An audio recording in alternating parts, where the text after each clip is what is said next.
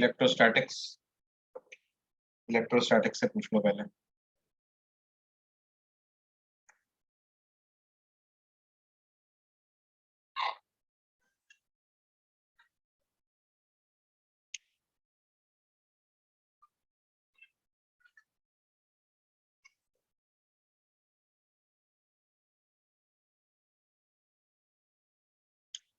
Exercise 1 part 1 से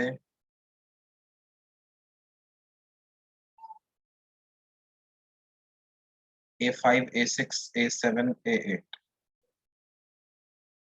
A5 से लेकर के और एक किसी ने A9 भी पूछा हुआ, तो A9 तक।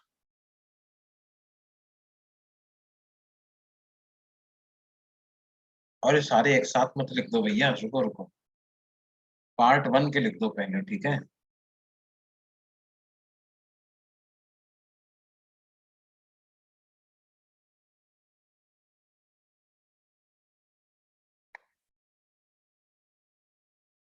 पहले पार्ट 1 के लिखो खाली।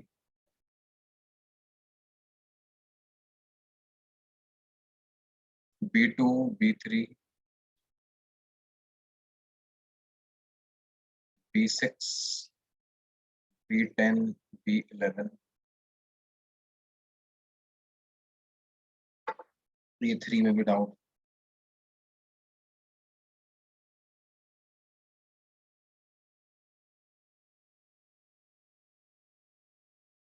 B5 में भी डाउट है।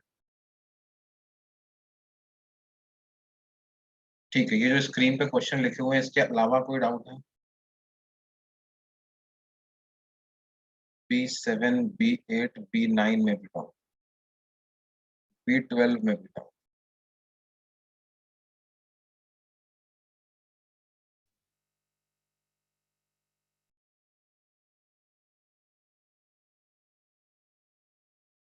ठीक है, एक एक करके बताते हैं। सबसे पहले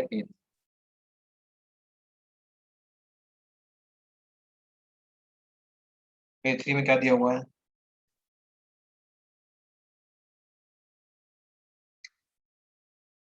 20 पॉजिटिवली चार्ज पार्टिकल्स हैं, है ना। x equal to 1 x equal to 2 x equal to 3 अब तो कहाँ तक रखे हुए हैं? x इक्वल टू 20 तक।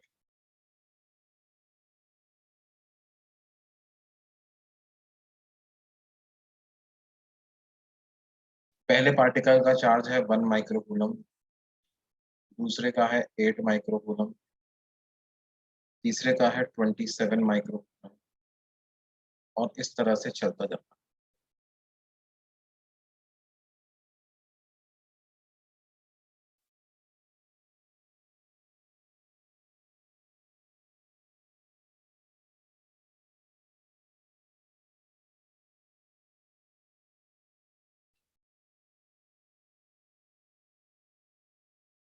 हमसे क्या पूछ रहे हैं?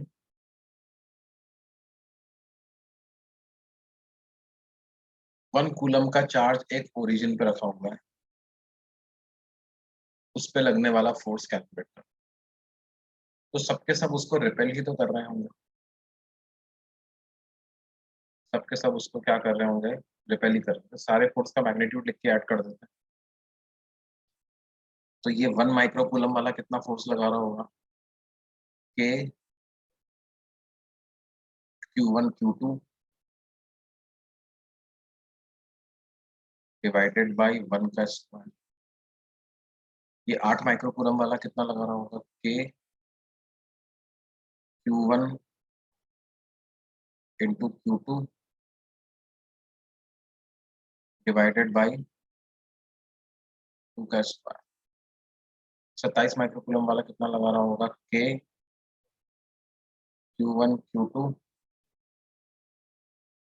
डिवाइडेड बाई डिस्टेंस का एल। तो 9 इंटू 10 की पावर 9 कॉमन आ गया, 10 की पावर -6 कॉमन आ गया। क्या बचा? पहली टर्म में 1, 8/4 2 27/9 3 अप टू 20। 20 चार्ज की 20 टर्म्स आएंगी, 20 फोर्स लगेंगे।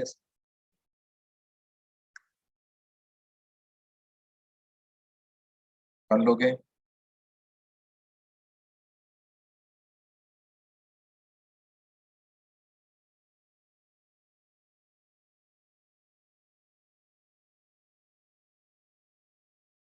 Into 10⁴ Newton.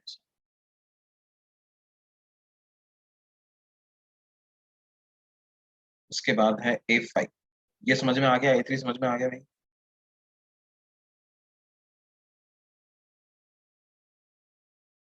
एक मिनट में कुछ लोग डाउट पूछे हुए हैं, एक मिनट बताओ।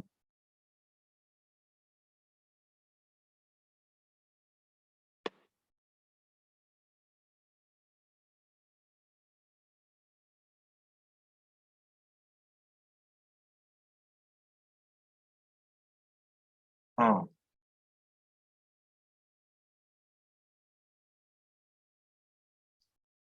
पार्ट 1 का A2 में भी डाउट।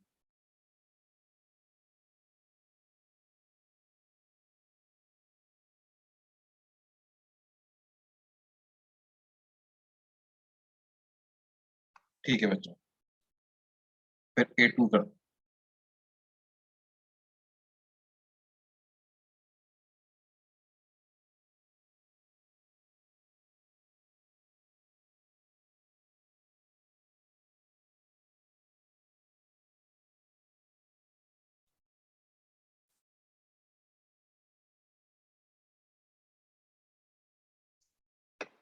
A2 क्या है?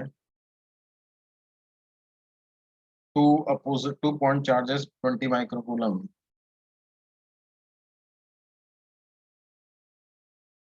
and 25 microcoulomb are placed at -1, 1, 1 and 3, 1, -. Find the magnitude and unit vector along electrostatic force on Q2। ये Q1 है ये। अच्छा, तो एक बात बताओ, अगर मैं एक ऐसा वेक्टर बनाऊं तो Q2 पर जो फोर्स लगेगा, क्या वो इसी वेक्टर के पैरेलल डायरेक्शन में लगेगा कि नहीं लगेगा? इसी वेक्टर के पैरेलल डायरेक्शन में Q2 पर फोर्स लगेगा। अब ये जो वेक्टर है, ये है position vector of 2 with respect to 1। तो R21 वेक्टर को कैसे लिख सकते हो बेटे? हेड के कोऑर्डिनेट्स माइनस टेल के कोऑर्डिनेट्स, 3 -1 आई कैप प्लस 1 -1 जे कैप प्लस -2 -1 के कैप। तो ये आ जाएगा 4 आई कैप माइनस। तो फोर्स इसी डायरेक्शन में लगेगा, तो unit vector in this direction क्या हो जाएगा?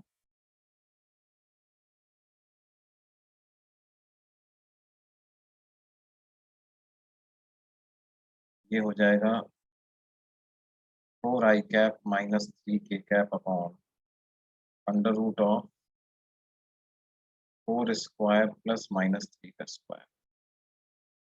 4 आई कैप -3 के कैप डिवाइडेड बाई 5। ये ऐसा फोर्स आ जाएगा। और ये unit vector in the direction of force भी होगा।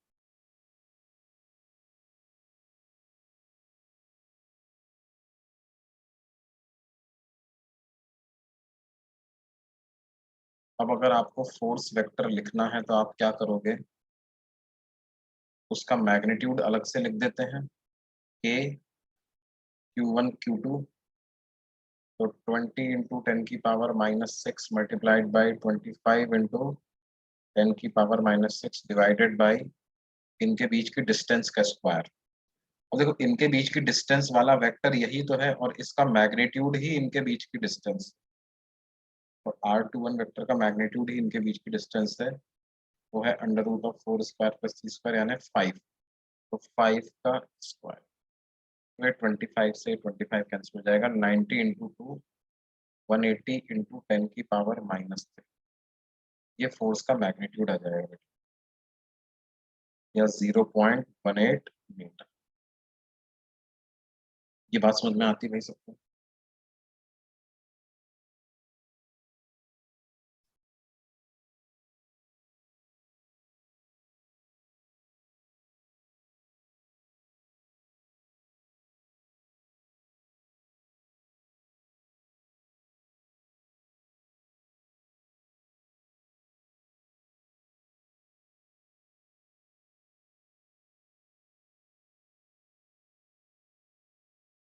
अब समझ में आ गया, यूनिट वेक्टर वाला पार्ट समझ में आ गया भाई।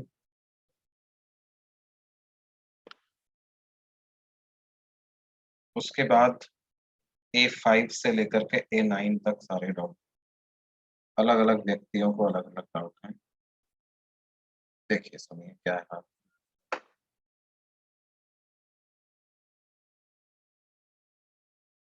A5 की बात करते हैं सबसे पहले। A5 में बोल रहे हैं कि दो आइडेंटिकल कंडक्टिंग स्फीयर्स हैं, उनके चार्ज अपोजिट साइन के हैं और एक दूसरे को 0.108 न्यूटन फोर्स से अट्रैक्ट करते हैं। तो एक का चार्ज Q1 मान लेते हैं, दूसरे का चार्ज -Q2 मान लेते हैं।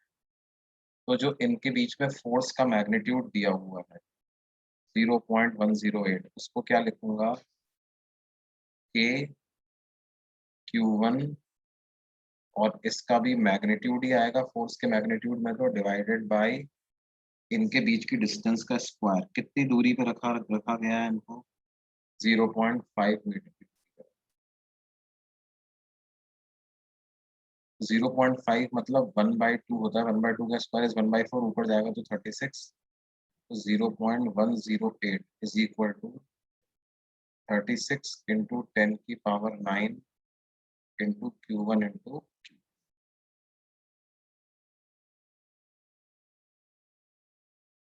तो यहाँ से Q1 Q2 की क्या वैल्यू आ जाएगी बेटे, 0.108 डिवाइडेड बाई 36 इंटू 10⁹ है ना। तो ये आ जाएगा 3 इंटू 10⁻⁻12। एक इक्वेशन ये आ जाती है।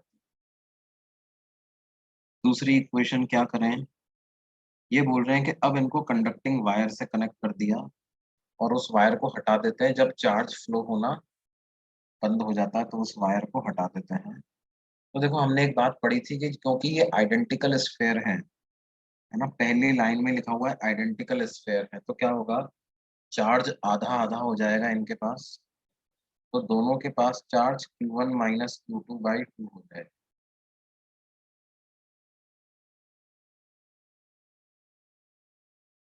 तो दोनों के पास चार्ज इतना हो गया। तो अब क्या है, ये बोल रहे हैं कि अब ये एक दूसरे को 0.036 फोर्स से रिपेल करते हैं। तो 0.036 इक्वल टू के Q1 Q2, तो वो हो जाएगा Q1 -Q2/2 का होल स्क्वायर डिवाइडेड बाय इनके बीच की डिस्टेंस का स्क्वायर। तो डिस्टेंस को सेम रखा गया है, तो 0.5 का स्क्वायर। तो क्या हो जाएगा बेटे, 0.036 को 36 इंटू 10⁻⁻2 लिख सकते हो। ये 1/2 का स्क्वायर 1/4, तो ये आ जाएगा 36 इंटू 10⁻⁹ इंटू Q1 -Q2/2 का स्क्वायर। तो ये कैंसिल हो गया है ना।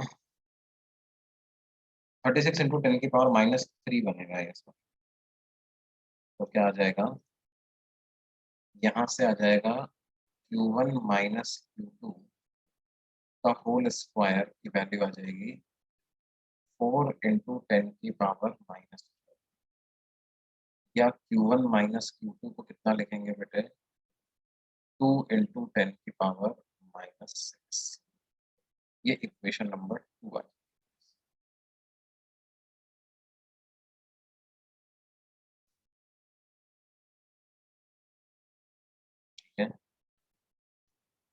अब ये दो इक्वेशन है, इस इक्वेशन से Q1 की वैल्यू को इधर पुट कर दूंगा, है ना।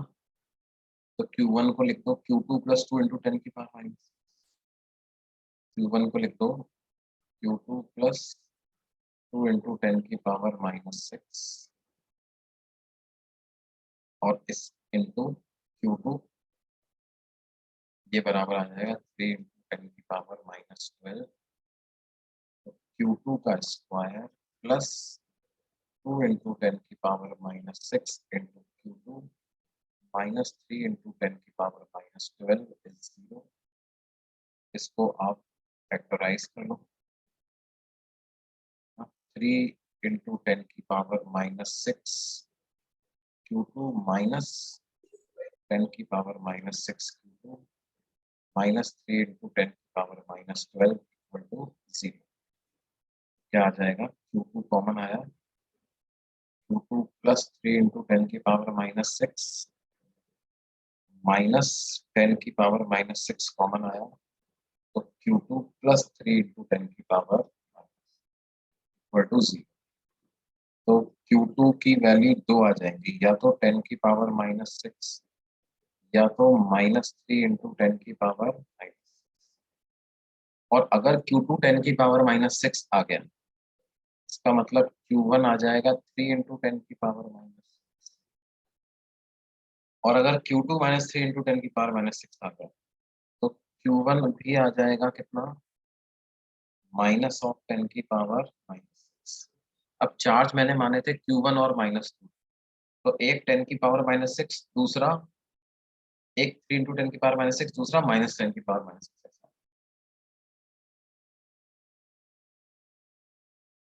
लास्ट पार्ट वापस समझाइए, लास्ट पार्ट मतलब कॉन्सेप्ट है।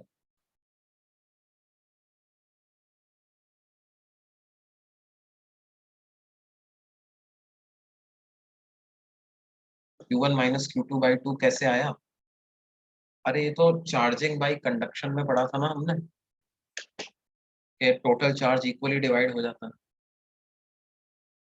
याद है? मेथड्स ऑफ चार्जिंग में चार्जिंग बाई कंडक्शन में पढ़ा था कि जो टोटल चार्ज होता है वो बराबर बराबर डिवाइड होता है। वही वही कॉन्सेप्ट लगाया है, ठीक है।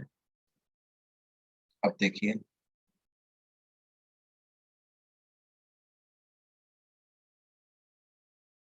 वो समझेगा कैसे, बता तो रखा है तुमको भाई।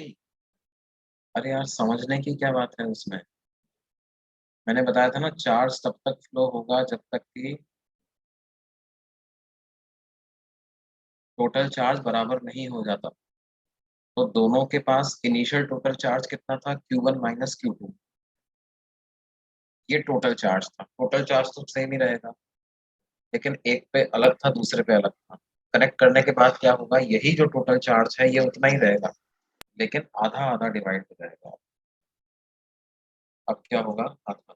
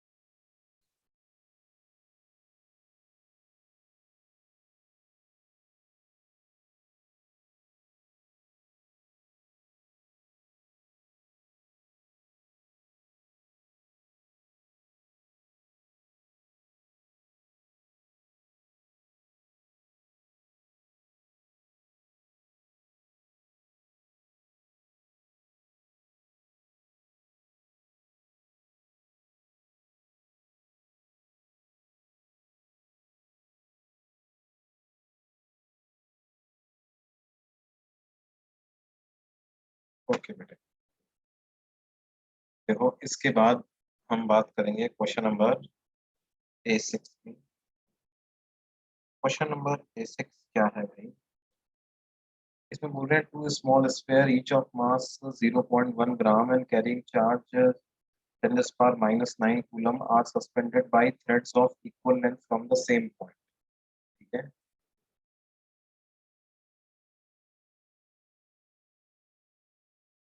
suspended by threads of equal length from the same point.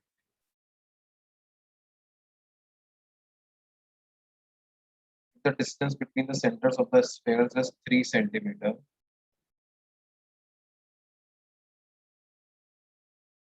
Then find out the angle made by the thread with the vertical. Thread vertical के साथ कितना एंगल बना रहा है। कुछ लोगों को एग्जांपल्स में भी डाउट है, वो भी समझा देंगे। एक बार हम ये कर लें पहले, मेरा ख्याल है पहले शीट है ना, एक्सरसाइज के क्वेश्चंस कर लेते हैं।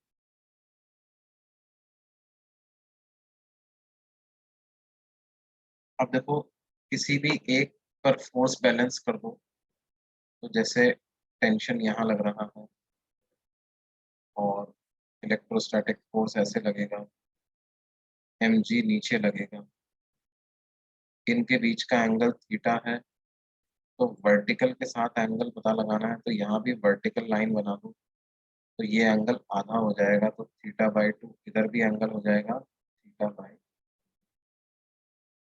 और टी कॉस थीटा बाई 2 तो mg से बैलेंस हो जाएगा।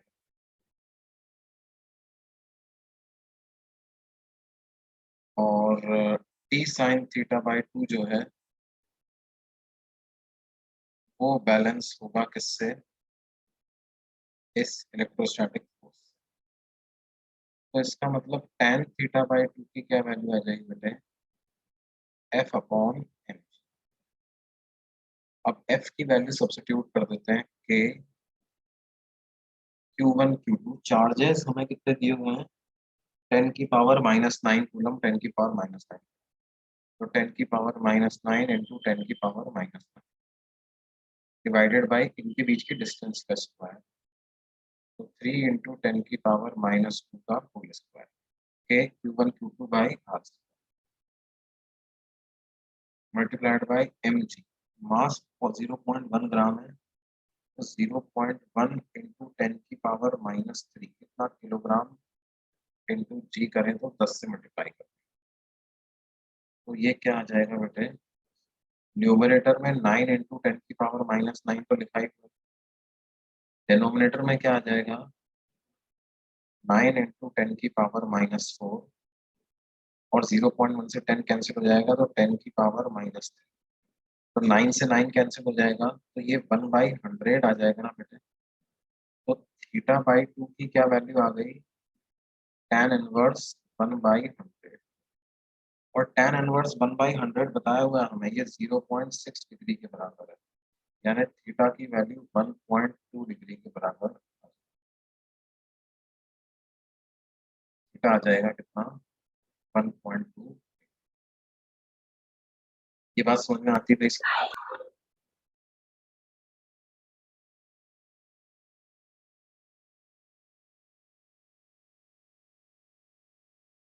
देखो नेक्स्ट क्वेश्चन क्या है, A7 पूछा था कोई। The distance between two fixed positive charges 4e and e is L। एक चार्ज है 4e, दूसरा है e, और इनके बीच की डिस्टेंस हमें दी गई है कितनी, L दी गई है। ये बोल रहे हैं how should a third charge Q be arranged for it to be in equilibrium, what can be Q be stable for displacement on the line joining, or will it be unstable?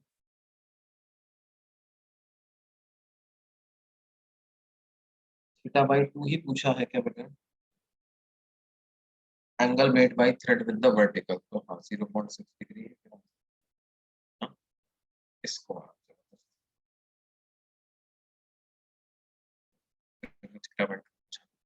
अरे पूछ रहे हैं Q charge को कैसे arrange करें, ठीक है? ताकि ये इक्विलिब्रियम में रहे, तो 4e से x डिस्टेंस मान लेते हैं, और e से डिस्टेंस हो जाएगी l माइनस एक्स, तो क्या हो जाएगा, k q1 q2 divided by r square, ये बराबर होगा k q1 q2 upon l minus x का होल स्क्वायर, तो k q e से k q e कैंसिल हो जाएगा, और दोनों तरफ रूट ले लें तो 2/x बराबर होगा 1/l-x। तो 2l माइनस 2x को लिख सकते हैं x। तो x की क्या वैल्यू आ जाएगी बेटे? 2l/3x। हाँ, अब देखो ये बोल रहे हैं कि किन कंडीशंस में इक्विलिब्रियम स्टेबल होगा और कब अनस्टेबल होगा।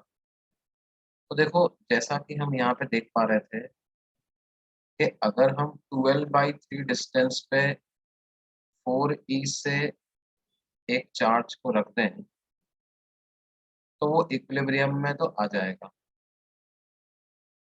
अब दो केस हो सकते हैं कि यहाँ पर जो चार्ज रखा आपने वो पॉजिटिव चार्ज रखा। अब होगा क्या, इस पॉजिटिव चार्ज को जब आप इधर 4e की तरफ डिस्प्लेस करोगे तो उस पर नेट रिपल्सिव फोर्स लगने लग जाएगा। तो जब वो यहाँ पहुंचेगा तो फोर्स ऐसे लगने लग जाएगा, क्योंकि e का रिपल्शन बढ़ जाएगा और 4e का रिपल्शन कम हो जाएगा, तो नेट फोर्स इधर लगेगा। और जब हम उसको डिस्प्लेस करेंगे थोड़ा सा लेफ्ट में तो क्या होगा, 4e उसको ज्यादा रिपेल करेगा, e कम रिपेल करेगा, तो अब नेट रिपल्शन उस पर 4e का डोमिनेट करने लग जाएगा, तो अब फोर्स ऐसे लगने लग जाएगा।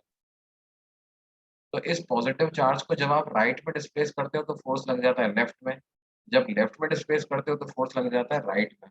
मतलब हमेशा फोर्स इस पे मीन पोजीशन की तरफ ही लग रहा है, हमेशा फोर्स किधर लग रहा है, मीन पोजीशन की तरफ।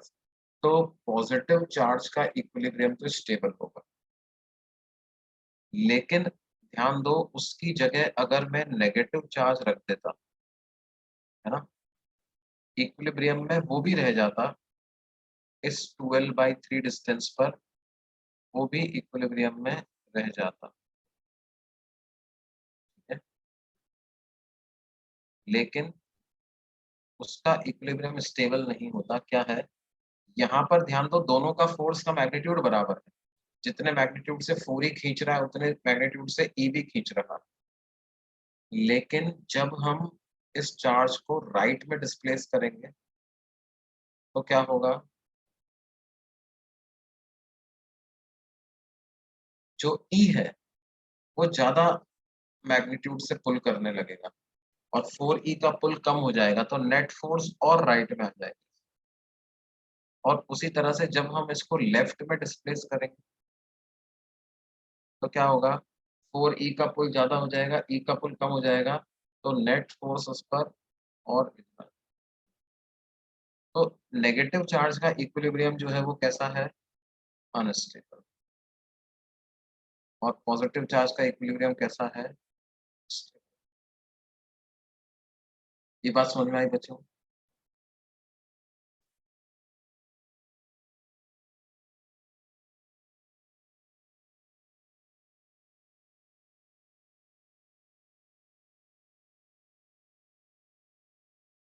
Is it clear? अगले क्वेश्चन पे चलें।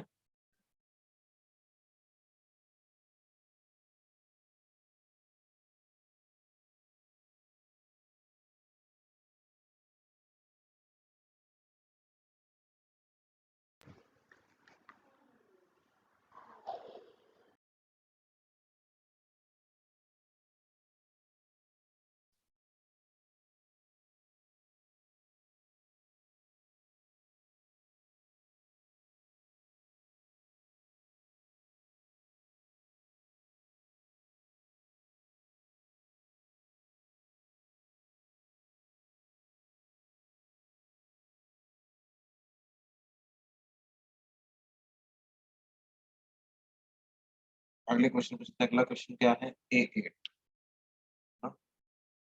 A8 क्वेश्चन क्या कहता है बेटे, वो कहता है हमसे कुछ ऐसी बात,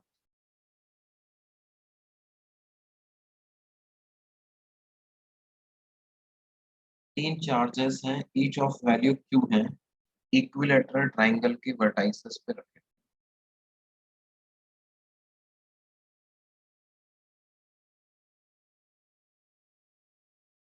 They are placed on vertices of an equilateral।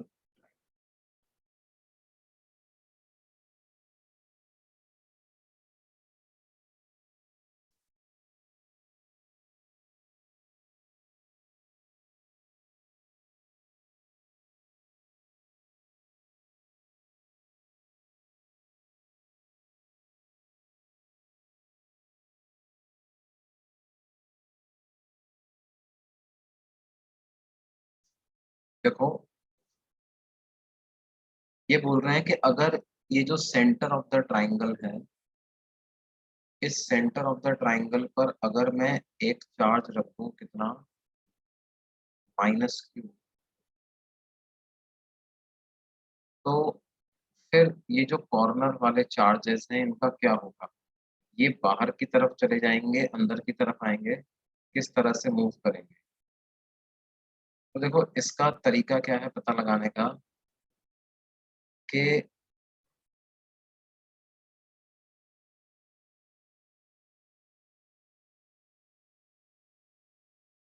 जैसे ये वाला चार्ज पकड़ लो, इस पर ये फोर्स लगाएगा, ये और ये तीन आदमी फोर्स लगाएंगे। ये वाला फोर्स रिपल्सिव होगा बाहर की तरफ, KQ² बाई L²। इसका फोर्स भी रिपल्सिव होगा, KQ² बाई L²। और जो सेंटर पे रखा हुआ है इसका फोर्स अट्रैक्ट, और ये डिस्टेंस L/√3 है ना। तो इसका फोर्स हो जाएगा KQ² बाई L/√3 का होल स्क्वायर। अब ये जो दो KQ² बाई L² और KQ² बाई L² है ना, इनका रिजल्टेंट किधर आएगा? ये एंगल 30 डिग्री है, ये एंगल भी 30 डिग्री, तो इनका रिजल्टेंट आ जाएगा KQ² by L² into cos 30 degree into 2, और ये बराबर होना चाहिए किसके? KQ² बाई L/√, मतलब इसको अपन कंपेयर कर रहे हैं ना, इन दोनों को आपस में कंपेयर कर रहे हैं, उससे पता चलेगा कि ये किधर मूव करेंगे। तो जो आउटवर्ड डायरेक्शन में फोर्स लग रहा है नेट, वो कितना लग रहा है? 2KQ² by L² into cos 30। और अंदर की तरफ जो फोर्स लग रहा है वो कितना लग रहा है बेटे? KQ², 3KQ² by L²। तो ये आ जाएगा √3KQ² बाई L²। अब देखो कौन सा फोर्स ज्यादा है, ये बाहर की तरफ वाला या अंदर की तरफ वाला? टुवर्ड्स ओ फोर्स ज्यादा है या अवे फ्रॉम ओ फोर्स ज्यादा?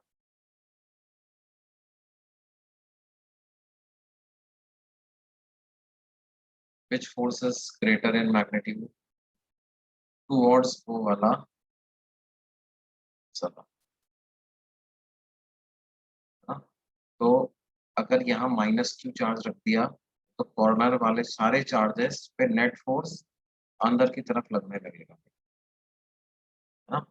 तो ए पार्ट में यही पूछा था, ए पार्ट में क्या पूछा था? If q equal to -q then will the charges the corner start to move towards centre और अवे फ्रॉम इट। तो इसका आंसर क्या होगा? Towards the centre.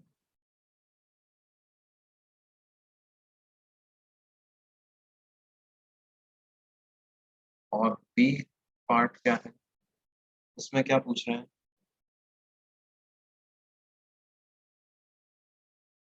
उसमें पूछ रहे थे कि q को कितना लिखें कि ये स्टेशनरी रह जाए। तो इसको जो भी रखो, रूट बाहर तो √3KQ² बाई L² लग ही रहा,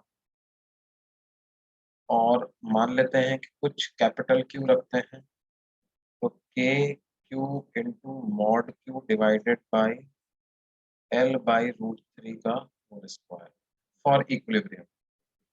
तो आ जाएगा √3KQ² by L² is equal to 3KQ mod Q by L²। तो L² से L² कैंसिल हो गया, KQ² से KQ से एक KQ कैंसिल हो जाएगा, तो मॉड Q की क्या वैल्यू आ जाएगी बेटे? √3Q/3, यानी कि Q बाई, और हमें पता है नेगेटिव तो रखना ही पड़ेगा, तो Q का क्या आंसर मिलेगा? -Q/√3 for equilibrium. जहां तक मेरे को याद है ये क्वेश्चन, ऐसा क्वेश्चन करवाया था मैंने, सेंटर पे कितना चार्ज रखें कि इक्विलिब्रियम आ जाए, करवाया था जो बच्चों।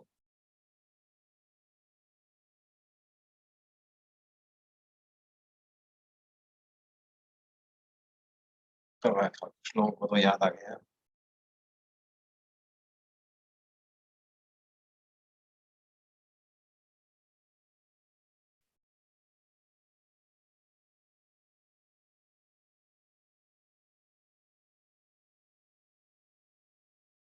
अच्छा और बोलो बच्चों, और क्या है? A8 के बाद और क्या डाउट है बेटे? सेक्शन ए में से और कोई डाउट है तो पहले सेक्शन ए के डाउट लिख दो। एक्सरसाइज 1 पार्ट 1 सेक्शन A9 में डाउट। ओके, देखो A9 में क्या बोल रहे हैं बेटे? Two charge particles A and B, each having charge capital Q, are placed at distance d apart. Are each placed at distance d apart. Where should a third charge to be placed on the perpendicular surface to experience maximum force? अरे बेटे ये वाला सवाल तो किया हुआ है यार, ये एग्जैक्टली अपने नोट्स का सवाल है, मैक्सिमम फोर्स वाला।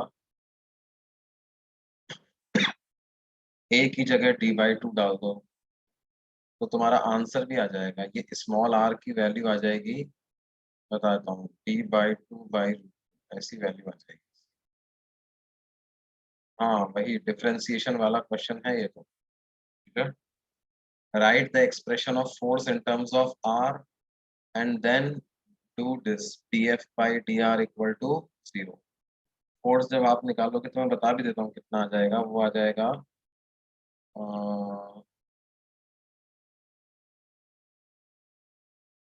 2 k/q/r upon r² plus d²/4 की पावर 3/2, ऐसा फोर्स आ जाएगा। फिर इसको डिफरेंशिएट करो, डिफरेंशिएट करके 0 करोगे तो r की वैल्यू आ जाएगी d/2 रूट। और फिर अगले पार्ट में पूछा है कि किस वो फोर्स की मैक्सिमम वैल्यू पता करो, तो ये जो r की वैल्यू आई है उसको वापस यहाँ पे पुट कर दो तो आपको F मैक्सिमम पता चल जाएगा।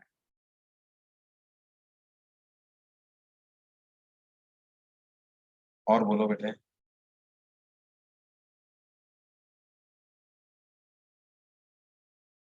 हाँ एक बार नोट्स देखना, अगर नहीं हो पाए तो नोट्स जरूर देख।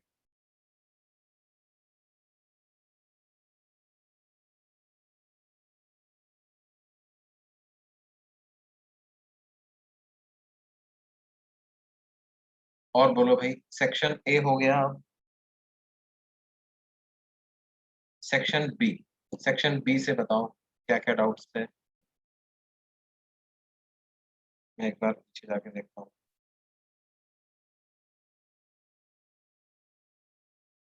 B2 B3 B5 B6 B8 3 5 6 7 8 9 10 11।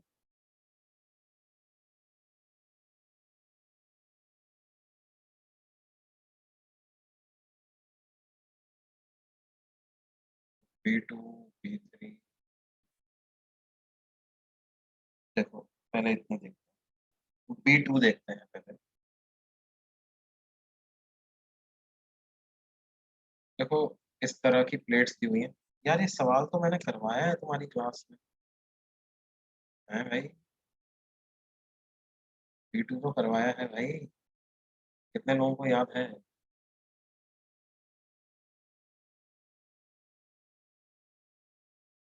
एक बच्चा पूछ रहा है सर B1 और B4 को छोड़ के सब डाउट है मेरे को। अरे बेटे B2 तो क्लास में कराया है यार, क्या बात करते हो तुम?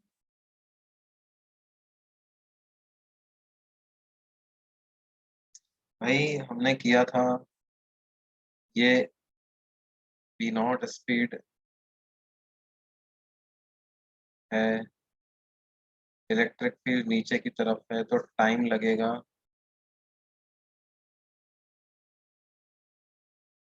L/B0। ठीक है, इतने टाइम में उसके पास वाई डायरेक्शन में वेलोसिटी आ जाएगी कितनी, By equal to E/m acceleration into time, that is L by।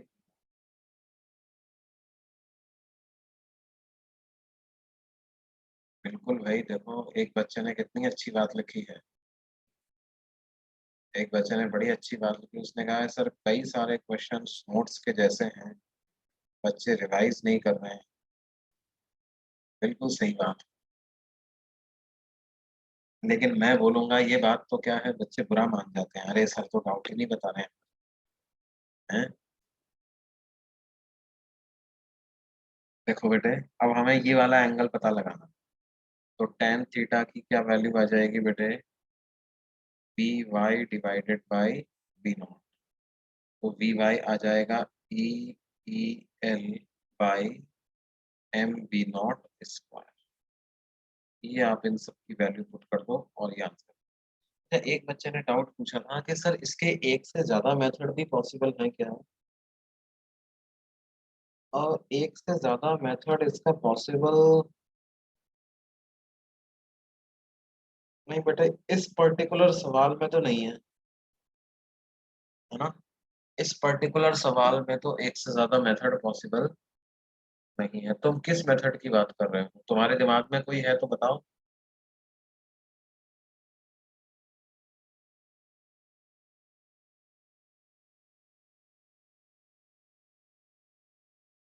Work energy theorem से है? नहीं, वर्क एनर्जी थ्योरम से भी क्या है, इसमें कर नहीं पाओगे बेटे, क्योंकि वो जो परपेंडिकुलर वाला डिस्प्लेसमेंट है वो दिया हुआ नहीं है ना, है ना? हमें इलेक्ट्रिक फील्ड के अपोजिट डायरेक्शन में कितना डिस्प्लेसमेंट हो रहा है वो नहीं दिया हुआ। अगर वो दिया होता तो फिर वर्क एनर्जी थ्योरम से भी कर सकते थे। क्योंकि वो नहीं दिया हुआ है तो फिर ये टाइम वाला मेथड ही बचता है अपने पास। मैंने जो सवाल लिया था वो अलग, वो इस उसमें दिया हुआ था वो डिस्टेंस, राइट? उसमें वो डिस्टेंस दी हुई थी और उसमें एल की वैल्यू हमसे पूछी थी। ठीक है, उसमें एक आध चीजें और एक्स्ट्रा भी पूछी थी, है ना? अच्छा, उसके बाद बी थ्री किसने, कुछ लोगों को डाउट है भाई? Raise your hand. Raise hand feature का यूज करके बताएंगे भाई बी थ्री कितने लोगों को डाउट।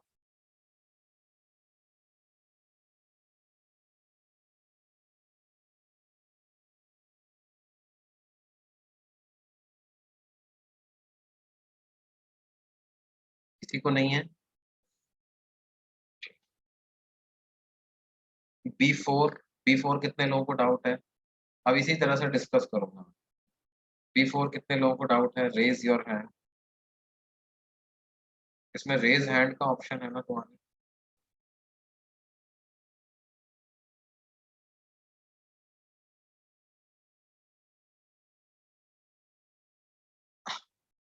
नहीं नहीं, नॉट ऑप्शन। मतलब इवन इफ एक या दो बच्चे को भी डाउट है तब भी मैं बताऊंगा, ऐसे मत सोचो कि वो नहीं बताएंगे। सब बताएंगे, ठीक है? थोड़ा बहुत आसान हुआ तो हिंट ही दे देंगे तुमको, ठीक है?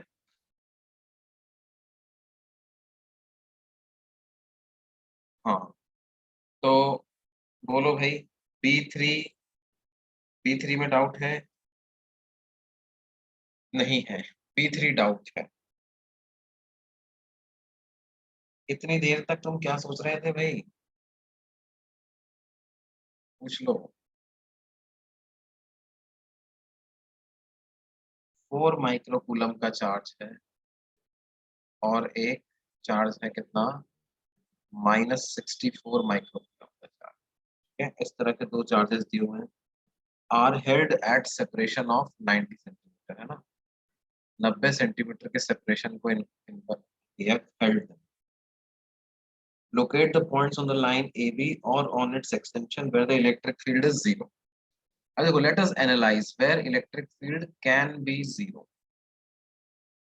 क्या इलेक्ट्रिक फील्ड इन दोनों चार्ज के बीच में किसी पॉइंट पर जीरो हो सकता है क्या?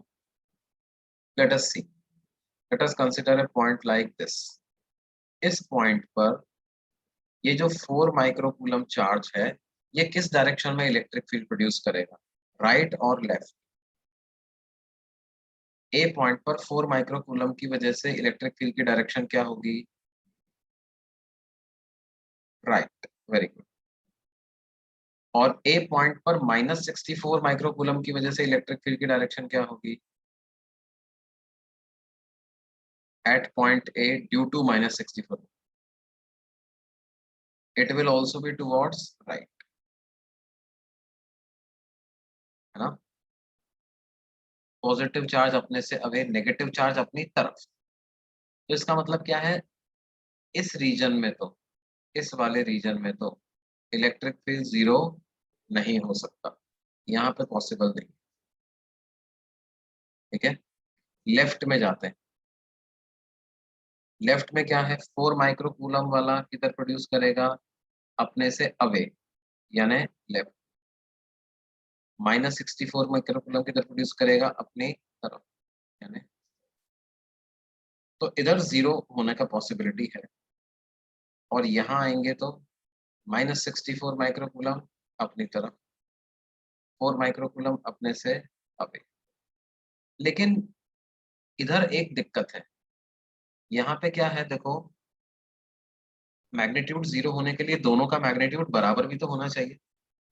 क्या इस रीजन में दोनों पॉइंट के इलेक्ट्रिक फील्ड का मैग्नीट्यूड बराबर हो सकता है क्या? नहीं हो सकता, क्योंकि एक तो 64 माइक्रोकूलम का चार्ज ज्यादा, ऊपर से उससे डिस्टेंस भी कम। तो इस रीजन में तो ये वाला चार्ज का ही इलेक्ट्रिक फील्ड डोमिनेट करेगा, तो यहाँ पर भी जीरो नहीं हो सकता, सिर्फ यहीं पे जीरो हो सकता है। ठीक है, तो हम मान लेते हैं 4 माइक्रोकूलम से x डिस्टेंस पर इलेक्ट्रिक फील्ड जीरो होगा। x की सिर्फ पॉजिटिव वैल्यू एक्सेप्ट करेंगे, तो मैग्नीट्यूड को इक्वेट कर दें।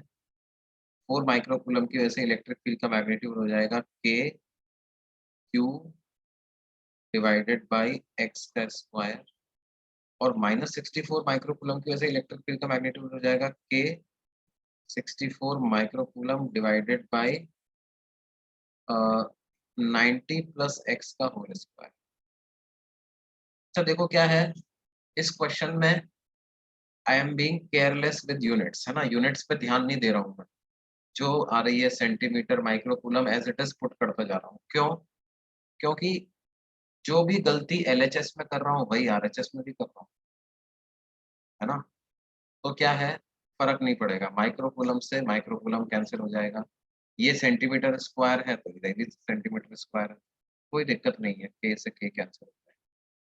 अब रूट ले लें तो क्या आ जाएगा, 2 डिवाइडेड बाई एक्स, 64 का रूट इज +-8/90 प्लस एक्स, ऐसा लिखना चाहिए।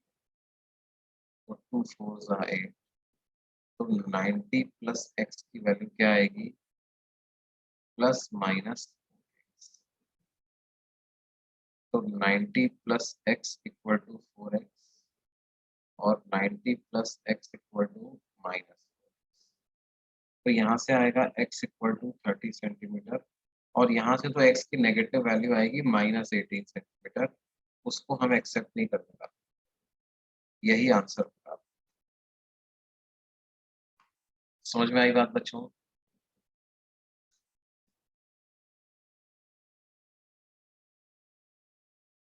B3 हो गया।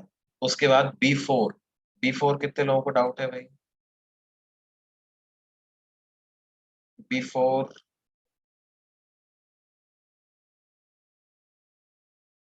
B4, any buyers for B4? No, unsold रह गया बेचारा। चलो कोई बात।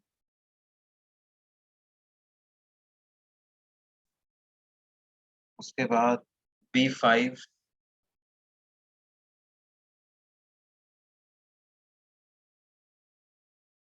B5 में डाउट। देखो B5 क्या है बेटे, 2 point charges 3 microcoulomb 2.5 microcoulomb are placed at 1 1 2। 3 microcoulomb कहाँ पे रखा हुआ है बेटे? 1,1,2 पे। और 2.5 माइक्रोकूलम कहाँ पे रखा हुआ है? 2.5 माइक्रोकूलम रखा हुआ है 0,3, -1 पे। ठीक है, अब क्या करना है हमें, find electric field intensity at point C 3,3,3। 3,3,3 पे कोई पॉइंट है सी पर, वहां पे इलेक्ट्रिक फील्ड इंटेंसिटी पता लगा। मान लो ये ए बी, ये ए है। अब देखो, जैसे इस 3 माइक्रो कूलम की वजह से सी पॉइंट पे पता लगाना, तो क्या वो ये जो वेक्टर बनेगा इसी वेक्टर की डायरेक्शन में इलेक्ट्रिक फील्ड प्रोड्यूस करेगा क्या?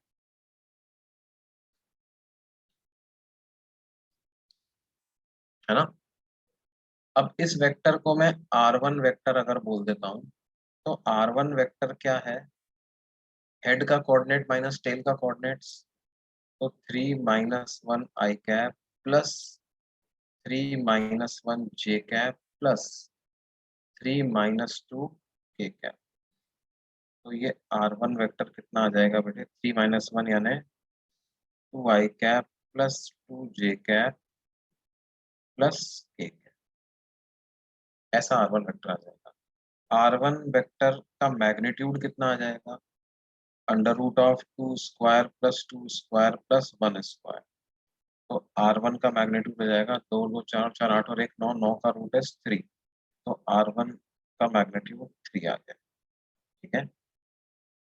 अब देखो, R1 वेक्टर की डायरेक्शन में अगर मैं एक यूनिट वेक्टर निकाल दूं, तो वो कितना हो जाएगा? 2 i cap plus 2 j cap plus k cap divided by 3। Unit vector in the direction of R1 vector आ जाएगा। तो electric field at C due to A का मैग्नीट्यूड कितना हो जाएगा? k⁴/r²। के क्यू को लिखेंगे कितना? 3 × 10⁻⁻⁶ डिवाइडेड बाई डिस्टेंस का स्क्वायर, तो वो हो जाएगा 3 का स्क्वायर। और किस डायरेक्शन में होगा? इस यूनिट वेक्टर की डायरेक्शन में होगा, तो इस R1 कैप से मल्टीप्लाई कर दो। तो 2 i cap plus 2 j cap plus k cap by 3 से इसको मल्टीप्लाई भी कर दिया। तो ये यहाँ से कैंसिल हो गया, यहाँ से कैंसिल हो गया। तो ये बेसिकली आ गया, मतलब ये जो मैग्नीट्यूड था तो डायरेक्शन के साथ आ गया। ये कितना आ जाएगा? 2 i cap plus 2 j cap plus k cap into 10⁻, ये ऐसा है। और electric field at C due to B कैसे पता लगाएं? Electric field at C due to B, तो देखो, वो इस सी बी वेक्टर की डायरेक्शन में होगा, है ना। इसको R2 वेक्टर अगर मैं कहूँ, तो R2 वेक्टर कितना आ जाएगा बेटे? 3 - 0 i cap plus 3 - 3 j cap plus 3 - -1 k cap. तो ये आ जाएगा 3 i cap plus 4 k cap. इस डायरेक्शन में इस वाले चार्ज का इलेक्ट्रिक फील्ड होगा। तो इसका मैग्नीट्यूड कितना आ जाएगा बेटे? √3² प्लस 4², यानी कि ये 5 आ जाएगा। ठीक है। तो इलेक्ट्रिक फील्ड का R2 कैप क्या होगा? R2 कैप इस डायरेक्शन में एक यूनिट वेक्टर, वो आ जाएगा 3 i cap plus 4 k cap divided by 5। तो जो दूसरा वाला इलेक्ट्रिक फील्ड है ना, electric field at C due to B, वो अपन लिखेंगे k q divided by r²। तो 5 का square multiplied by R2 cap कर दो, तो 3 i cap plus 4 k cap by 5, ऐसा आ जाए।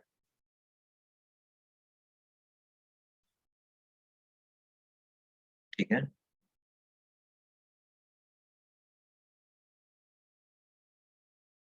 तो 5 का स्क्वायर 25 होता है, तो यहाँ पर 0.1 आ जाएगा। और 5 को 9 से कैंसिल करते हैं, तो ये 1.8 आ जाएगा। तो ये आ जाएगा 1.8 into 10⁻³ I cap plus 4 K cap into 10⁻⁻2 आ जाएगा। ठीक है, अब इन दोनों को ऐड कर दो, आपको रिजल्टेंट इलेक्ट्रिक फील्ड आ जाएगी। ठीक है, B5 कर लोगे भाई? और बोलिए।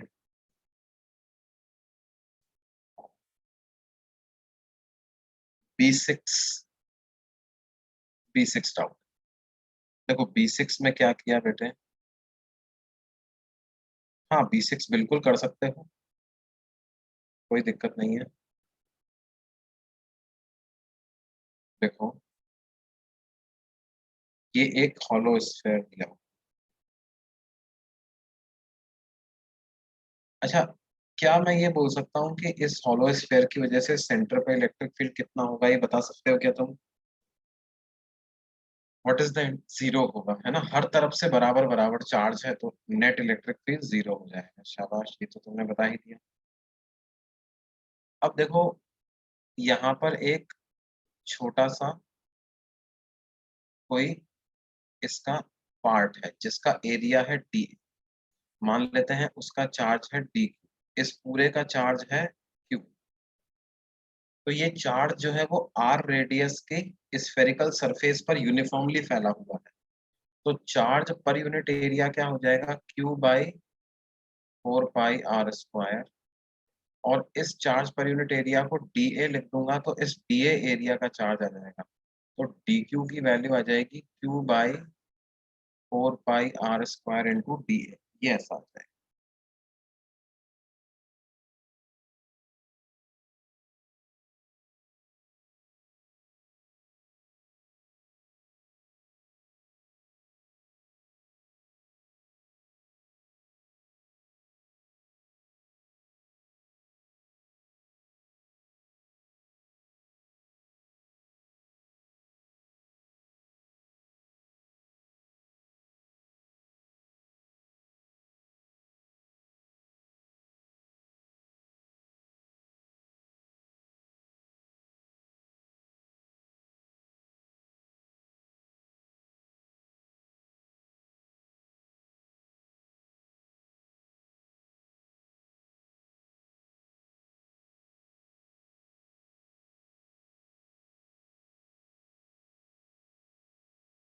है ना, अब देखो ये इसका इतना चार्ज हो जाएगा। अब आप ऐसे समझो कि यहाँ पर जब ई जो जीरो था ना, नेट ई जीरो था, इस नेट ई को मैं दो पार्ट में डिवाइड करता हूँ, E due to D A plus E due to remaining sphere, remaining sphere की वजह से और डी ए की वजह से। तो E due to D A कितना है, K dq/r²। तो K dq/r प्लस E due to remaining sphere. तो ई ड्यू टू रिमेनिंग क्या आ जाएगा, -K dq/r² आ जाएगा कि डी क्यू की वैल्यू पुट कर दो।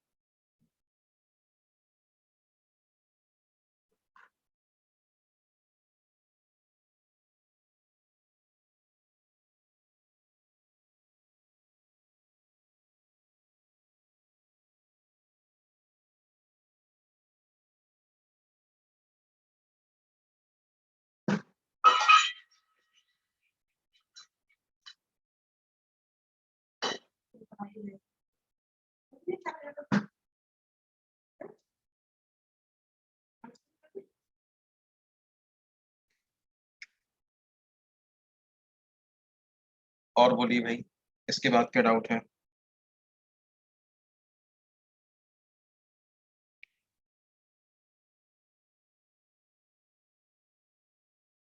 B7,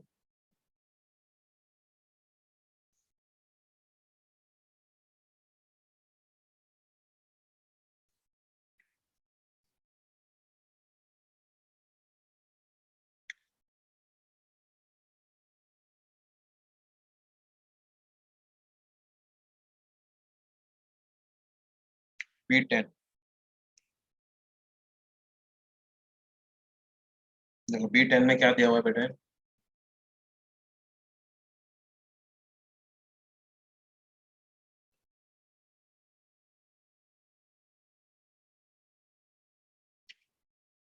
अच्छा, B10 और B11 अभी नहीं करने आपने। Leave B10 and B11।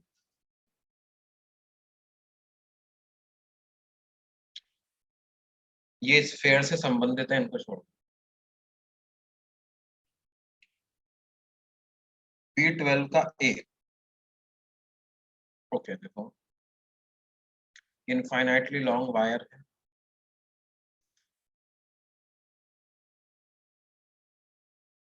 और फिर ऐसा क्वार्टर ऑफ एन आर्क में बेंड हो रहा है, और ये ऐसे।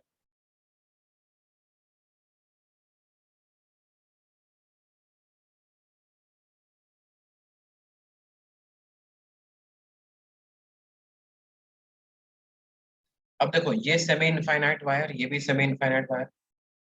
तो सेमी इनफाइनाइट की वजह से देखो किधर होगा इलेक्ट्रन, फिर ये प्रोड्यूस करेगा एक के लैम्डा बाई इधर, और एक के लैम्डा बाई आर नीचे।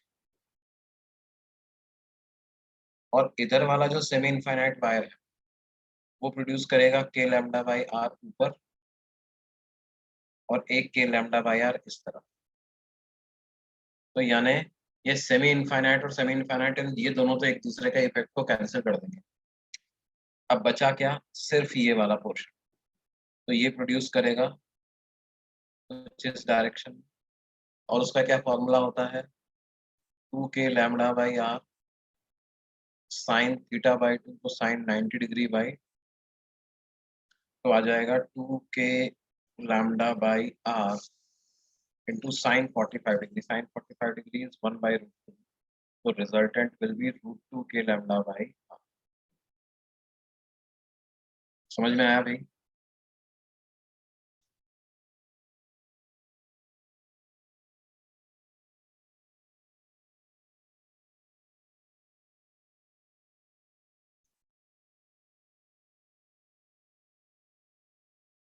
अब पार्ट 2 पे आ जाता है। Exercise 1 part 2 section A.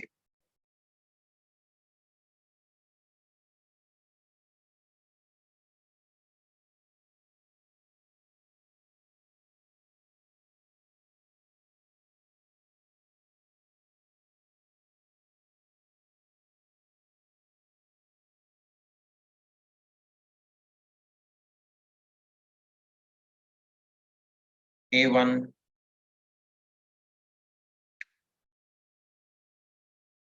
A3, B2, B3, B5, B8, B9।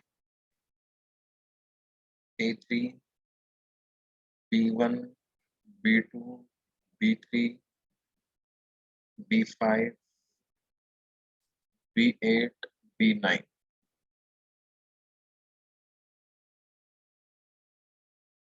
देखो A3 क्या है बेटे?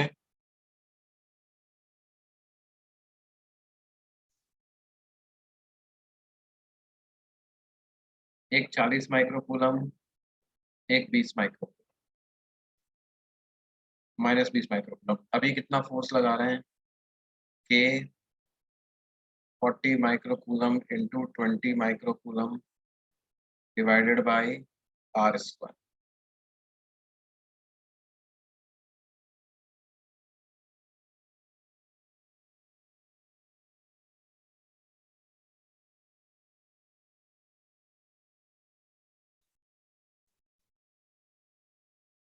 अब इसके बाद क्या किया? इनको टच किया, वापस दूर ले गए।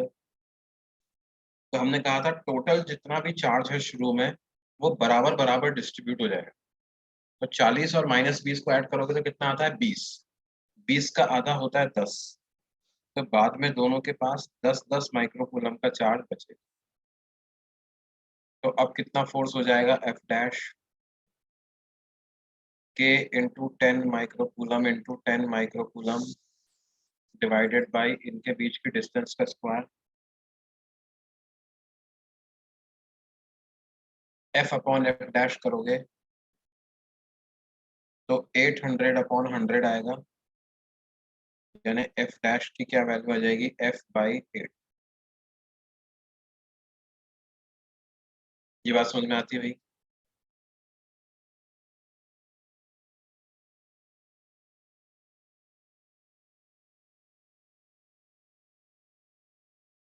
उसके बाद क्या है,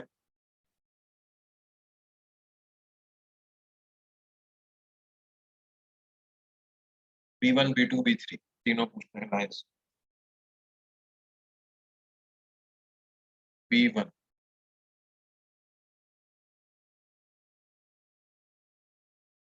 बेटे देखो इस केस में क्या होगा, mg लग रहा है नीचे और QE लगेगा ऐसे राइट, तो जो रिजल्टेंट फोर्स आ जाएगा वो कुछ इस डायरेक्शन में आ जाएगा, वो हो जाएगा अंडर रूट ऑफ mg का स्क्वायर प्लस QE का स्क्वायर।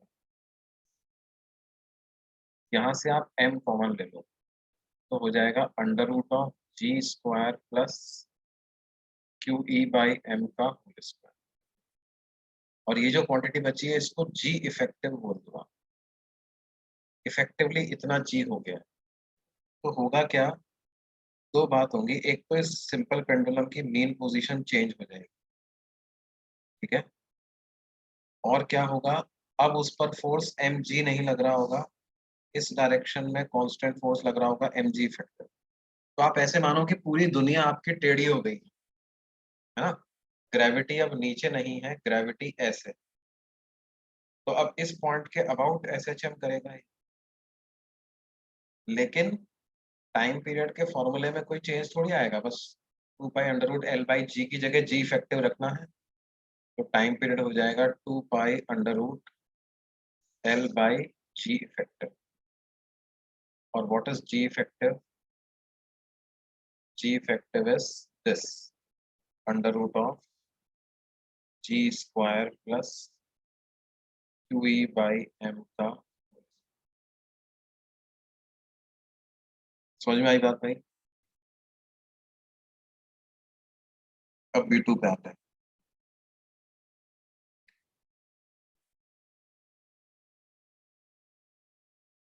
B2 में क्या बोल रहे हैं, -Q और 2Q चार्ज।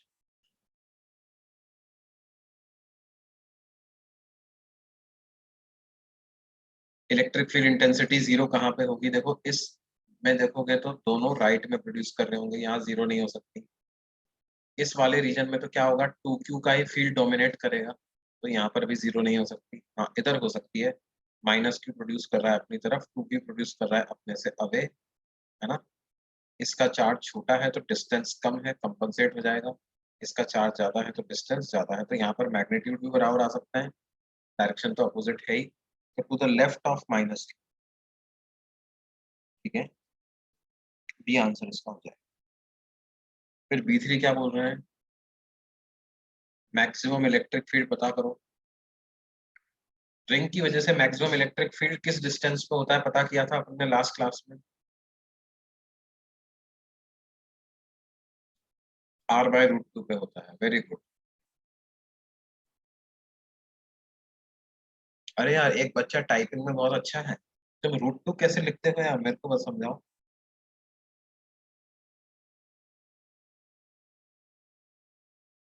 ओके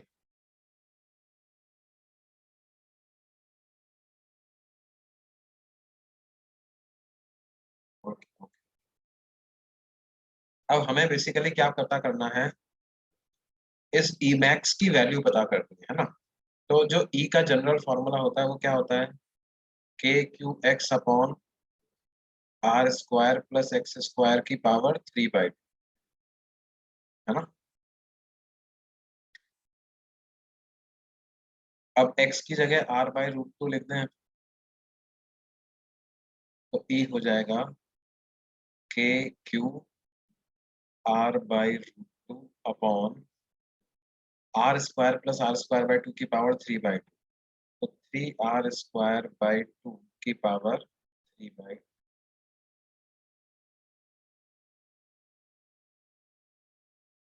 वो मोबाइल मोबाइल के कीबोर्ड में शायद ऑप्शन रहता है रूट लिखने का।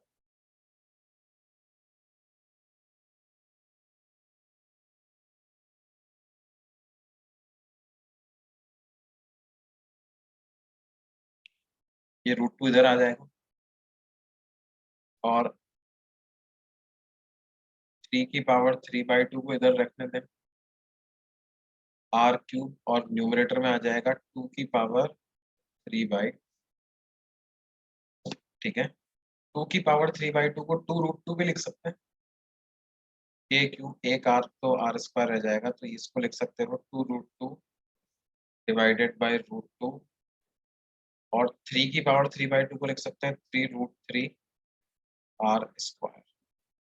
√2 से √2 कैंसिल हो जाएगा, तो ये आ जाएगा 2kq by 3√3 r²।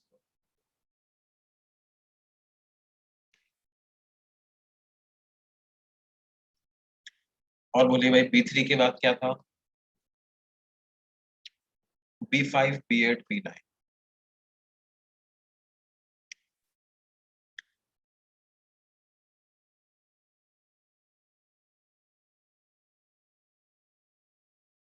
A flat circular disk has charge plus Q distributed uniformly on the disk. A charge plus Q is thrown with kinetic energy K towards the disk along the x-axis. The charge Q may hit the disk at the center, may return back along its path after touching the disk. देखो, कोई भी possibility हो सकती है ना, क्योंकि क्या है, डिस्क उस चार्ज को रिपेल करती जा रही है, डिस्क भी पॉजिटिवली चार्ज है और वो चार्ज भी पॉजिटिव है, उसको आपने डिस्क की तरफ भेजा, तो जैसे जैसे इधर जाता जाएगा इसकी स्पीड कम होती जाएगी, अगर कहीं पर वेलोसिटी 0 हो गई तो वहां से वापस चला जाएगा, तो यानी बिना डिस्क को टच किए वापस आ जाएगा।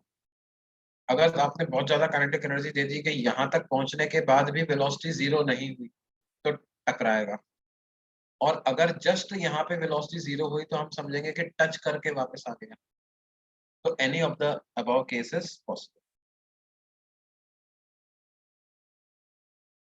ये बात समझ में आती है बच्चों? उसके बाद क्या डाउट है? B8, B9। B8 में क्या बोलते हैं?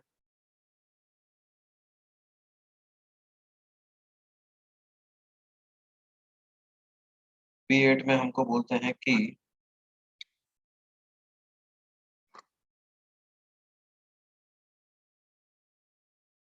कितनी वेलोसिटी दें कि वो प्लेट को टच कर ही दे। टच कर दे का मतलब क्या है? जस्ट प्लेट पे जाते जाते उसकी वेलोसिटी 0 हो जाए, और यहाँ से d डिस्टेंस पर उसकी वेलोसिटी v थी, प्लेट उस पर अवे की तरफ फोर्स लगा रही, कितना लगा रही होगी? QE के बराबर, और E को लिख देंगे σ/2 एप्सिलॉन नॉट।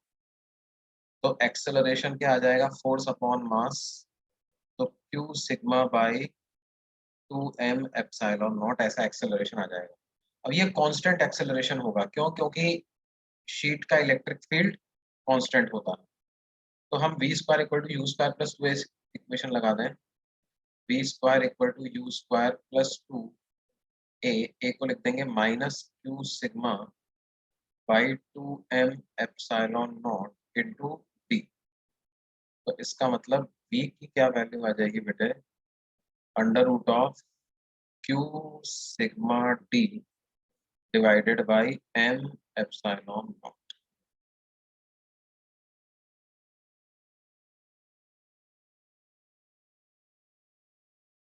B9 क्या है बेटे? B9 में बोल रहे हैं कि इलेक्ट्रिक फील्ड है वो x डायरेक्शन में, ठीक है,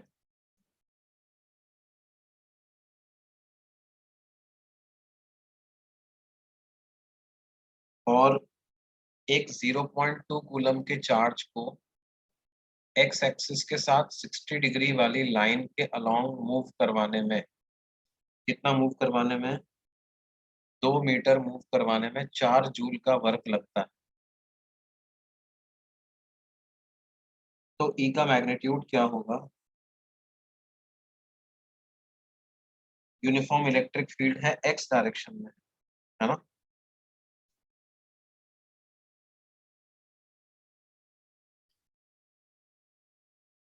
तो वर्क को क्या लिख सकते हैं? F.S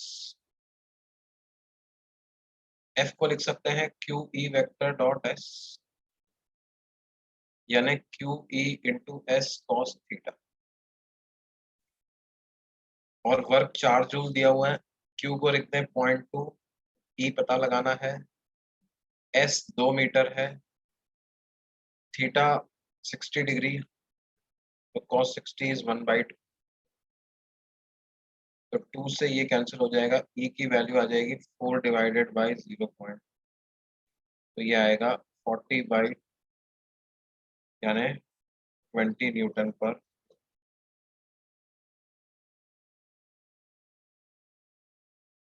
ये बात समझ में आती है बच्चों?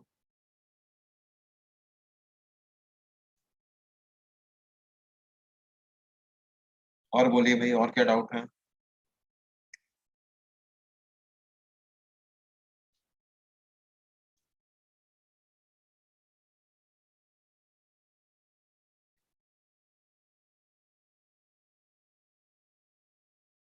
ऑप्टिक्स एक्सरसाइज 2 पार्ट 1 के जो 2 क्वेश्चन बच रहे थे वो बता देता हूँ यार मैं, है ना।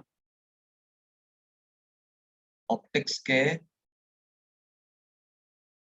एक्सरसाइज 2 पार्ट 1 के 2 क्वेश्चंस बच रहे थे, आखिरी वाले, तो दोनों ओलंपियाड के क्वेश्चन थे, और वो क्वेश्चन मेरे को याद भी हैं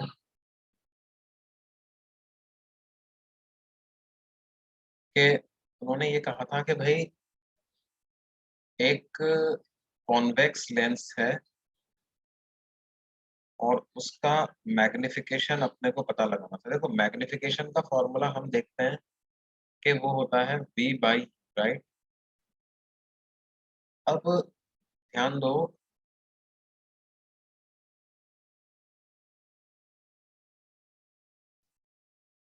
1/v minus 1/u equal to 1/f होता है ना। तो हम इसको पूरी इक्वेशन को u से मल्टीप्लाई करते हैं, तो u by v minus u by u equal to u by f। तो u बाई v को क्या लिखोगे, u बाई f प्लस 1, तो ये हो जाएगा u plus f upon f, ठीक है।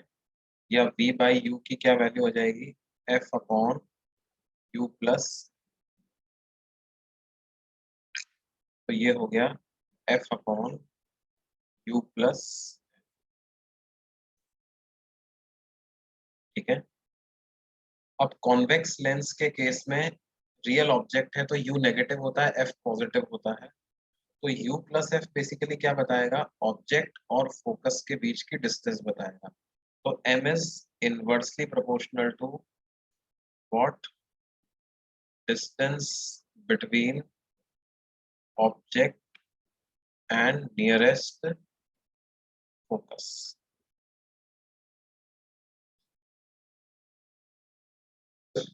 उसी तरह से ध्यान दो कि इसको अगर मैं दोनों तरफ v से मल्टीप्लाई कर देता हूँ, तो 1 माइनस बी बाई यू, ये बराबर आ जाता v बाई एफ के। तो v बाई यू की क्या वैल्यू आ जाती, 1 माइनस बी बाई एफ के, या v बाई यू को क्या लिख देता, f minus v upon F, right. तो अब ये v बाई यू इसके डायरेक्टली प्रोपोर्शनल आ गया है। ये f माइनस v क्या बता रहा है, ये distance of image from nearest focus बता रहा है।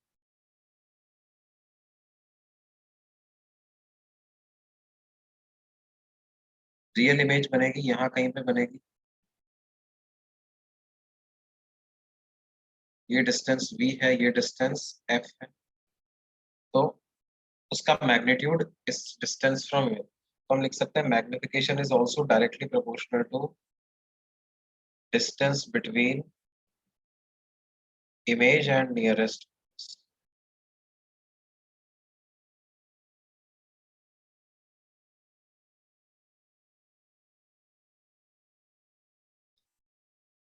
क्वेश्चन नंबर 13 है ज्योमेट्रिकल ऑप्टिक्स एक्सरसाइज 2 पार्ट 1 का।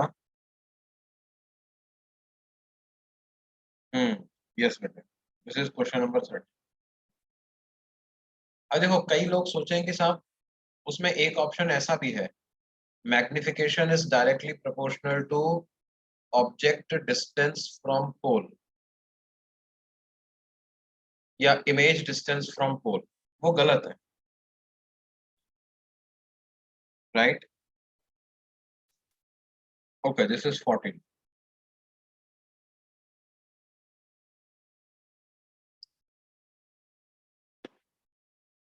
समझ में आया बेटे?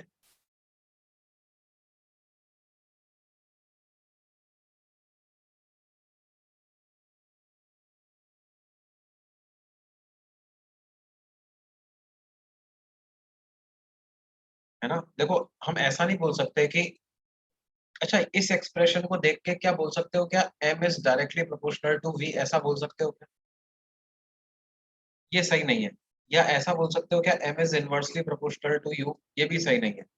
क्योंकि नहीं बोल सकते, क्यों नहीं बोल सकते? वो दोनों वेरिएबल है, हाँ, दोनों वेरिएबल। जबकि इस तरह से जब अपन कन्वर्ट कर देते हैं जैसा अपन ने अभी किया था, तो इसमें अब f कांस्टेंट हो गया, तो इसके इनवर्सली प्रोपोर्शनल बोल सकता हूँ।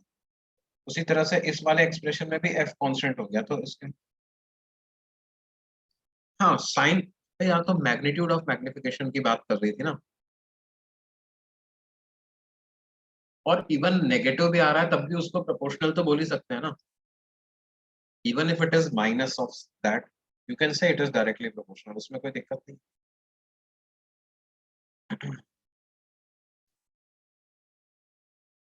हाँ भाई।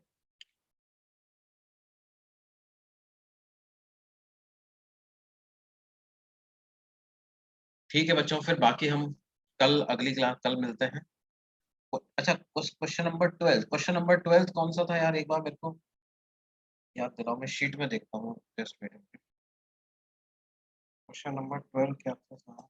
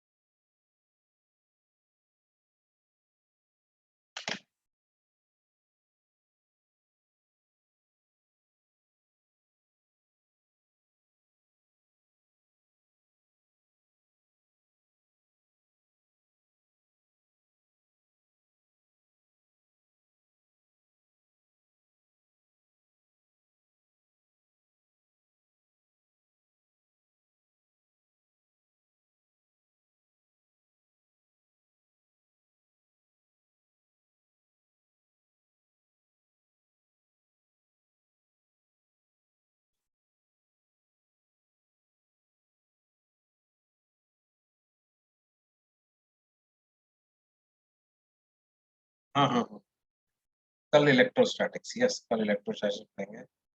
हाँ हाँ, मैंने देख लिया, शीट में देख लिया मैंने। देखो क्या है बेटे, देखो, ऐसा भी केस पॉसिबल है, a case is possible where there is deviation but no dispersion, and that case is of total internal reflection.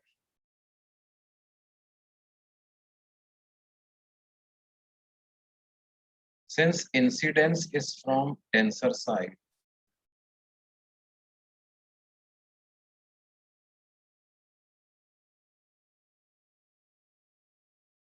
तो if I is greater than critical angle तो क्या होगा, TIR हो जाएगा।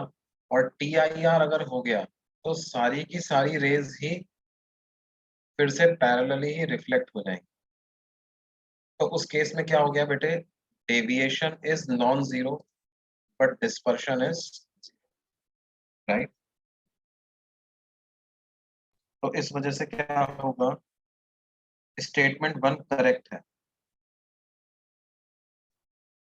बट स्टेटमेंट 2 भी correct है, लेकिन स्टेटमेंट 2 इसका रीजन नहीं है। Statement 1 is correct, statement 2 is correct, but statement 2 is not the reason. तो जो आंसर दिया बिल्कुल परफेक्ट है, कोई दिक्कत नहीं है उसमें, ये लॉजिक है उसमें। एग्जाम्पल 39 ऑफ इलेक्ट्रो, क्या है भाई एग्जाम्पल 30?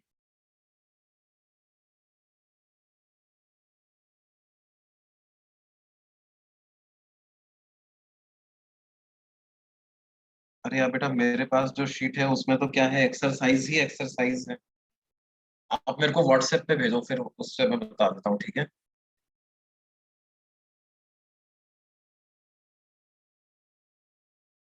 ठीक है बच्चों, अभी हम इतना ही पढ़ते हैं, बाकी फिर कल पढ़ेंगे। कल सुबह 7 बजे लेक्चर है हमारा।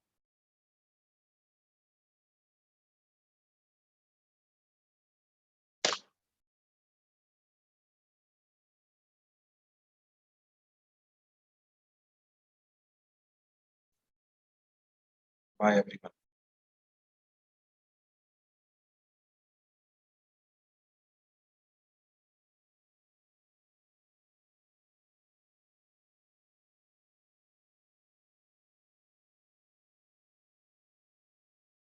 What is emission and spectrum? ऑक्शनियर वे। Good. Emission and absorption spectrum क्या होगा? तो देखो, एमिशन एंड एब्जॉर्प्शन स्पेक्ट्रम क्या होता है, जैसे तो हम मॉडर्न फिजिक्स में पढ़ेंगे, आपने एटॉमिक स्ट्रक्चर में पढ़ा होगा कि वाइट लाइट को जब हम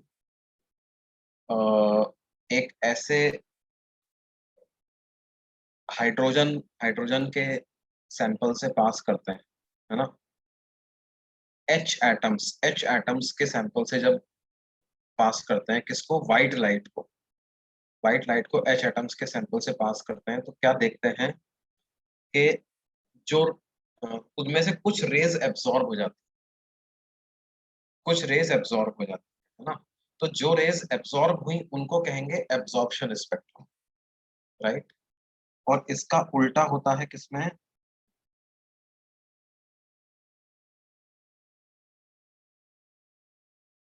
इसका उल्टा होता है किसमें, एमिशन स्पेक्ट्रम में। मतलब एक आयनाइज्ड हाइड्रोजन, मतलब हाइड्रोजन गैस को हाई टेम्परेचर पे रखो, और हाई टेम्परेचर पे जब रखोगे तो वो खुद से कुछ रेडिएशंस एमिट करती है, और जो वो रेडिएशंस एमिट करती है वो उसमें से जो विजिबल, या पूरे ही स्पेक्ट्रम को आप देख लो, है ना, तो आपको क्या है, कुछ लाइंस दिखाई देती हैं। मतलब वो कंटिन्यूअस नहीं होता, कंटिन्यूअस स्पेक्ट्रम नहीं होता, वो लाइन स्पेक्ट्रम होता है। क्यों होता है, क्या होता है, वो quantum nature of electron orbit की वजह से होता है। एंगुलर मोमेंटम इज क्वांटाइज, ऐसी बात बोर मॉडल ने वो समझाई, मॉडर्न फिजिक्स में पढ़ेंगे हम। ठीक है भाई, मिलते हैं।